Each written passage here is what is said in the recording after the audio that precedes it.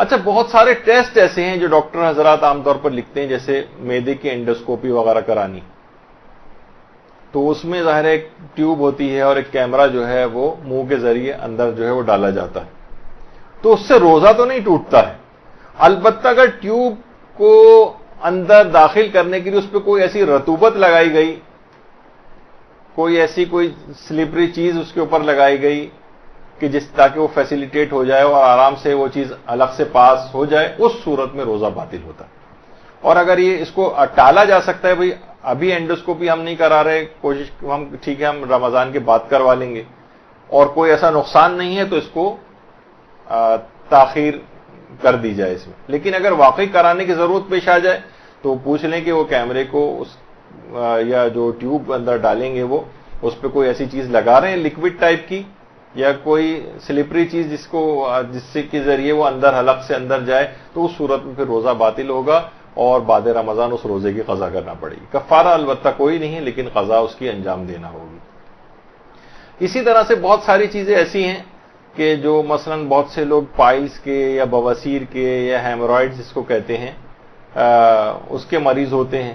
تو ان کو باقاعدہ اجابت کی جگہ سے پروکٹوسکوپی ایک کرانی پڑتی ہے کہ تاکہ شناخت کر سکیں کہ پائلز ہیں یا نہیں، یا ان کا کون سی ٹائپ کا کہ پائلز اس کو ہیں۔ تو اور علاج کے لیے بھی پروکٹوسکوپی ہوتی ہے اور ڈائگنوسس وغیرہ کے لیے بھی ہوتی ہے، اور اس کے ساتھ ساتھ ٹریٹمنٹ بھی ہو جاتا ہے۔ تو اسی دوران بعض اوقات انجیکشن لگایا جاتا ہے یا بینڈ باندھا جاتا ہے اس پائلز کے اوپر، تو وہ سارے پروسیجر یہ سب کرانے جائز ہیں، اس سے روزے پر کوئی فرق نہیں پڑتا۔ تو بہت سے لوگ پریشان ہو کے کہ بھائی ہمیں تو یہ والا ایک چیز کرانی پڑے گی اور ایک انسٹرومنٹیشن کرانی پڑے گی، جسم کے اندر ایک چیز داخل ہوگی باقاعدہ، تو اس سے روزے پر فرق نہیں پڑتا۔ اسی طریقے سے حالت روزہ میں بہت زیادہ شدید قبض اگر کسی کو ہو جائے، اس کے لیے باقاعدہ ریکٹل سپوزیٹریز کہلاتی ہیں، وہ ایک لگائی جاتی ہیں، تو اس کے بعد پھر اس کا وہ قبض میں اس کو آرام آتا ہے، بشرطے کہ وہ لکوڈ والی کوئی چیز نہ ہو۔ سالڈ ٹائپ کی ایک ٹیبلٹ ٹائپ کی ایک چیز ہوتی ہے، کیپسول ٹائپ کی لمبا سا کیپسول ہوتا ہے، وہ اس کو جسم کے اندر داخل کیا جاتا ہے، اس سے روزہ نہیں ٹوٹتا کیونکہ وہ سالڈ چیز ہے۔ لیکن جان بوجھ کر اگر کوئی کسی مایا چیز، کوئی لکوڈ ایسا ہے، بہت سے ایسے لکوڈ بھی آتے ہیں جس سے اینیما جو ہے وہ لیا جاتا ہے، اس سے روزہ باطل ہوتا ہے۔ یہ بات یاد رکھ لیجئے کہ کوئی بھی سالڈ چیز قبض کشا اگر لی جاتی ہے، منہ کے ذریعے نہیں،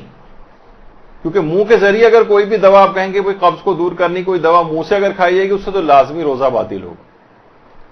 تو دوسرا جو روٹس ہیں اس کے جو کہ عام طور پر میڈیکل سائنس کے اندر ہیں، اس کے ذریعے اگر کوئی دوا اس لحاظ سے اندر جسم میں داخل کی جا رہی، بشرطے وہ ٹھوس ہو، سالڈ ہو، اس سے روزہ نہیں ٹوٹتا ہے۔ البتہ کوئی بھی لکوڈ ٹائپ کی کوئی چیز، لکوڈ عام طور پر اینیما جو ہے وہ لکوڈ سے ہی ہوتا ہے، لیکن بعض اوقات گیس سے بھی ہوتا ہے اور کسی اور چیز سے بھی ہو سکتی ہے، وہ اس سے روزہ باطل ہو جاتا ہے، لکوڈ والی چیز سے صرف۔ تو عام طور پر جو ریکٹل سپوزیٹریز آتی ہیں